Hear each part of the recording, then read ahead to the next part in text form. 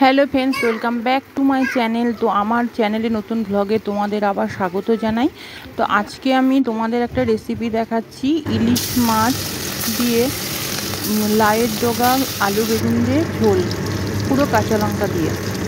তো তোমরা দেখতে থাকো আমি কিভাবে রান্না করি। যদি প্রসেসিংটা ভালো লাগে তাহলে অবশ্যই তোমরা এইভাবে রান্না করে খেয়েও খুব ভালো লাগবে। আমরা এইভাবে রান্না করে লাইয়ের ডগা দিয়ে ঝোল করে খাই। ইলিশ ভাপাও হয় খাই, কিন্তু তাও ইলিশ মাছের লাইয়ের ডগা দিয়ে ইলিশ মাছ খুবই ভালো লাগে খেতে। তোমরা যদি কেউ কোনোদিন খেয়ে থাকো, যদি ভালো লাগে তাহলে অবশ্যই কমেন্টে জানিও।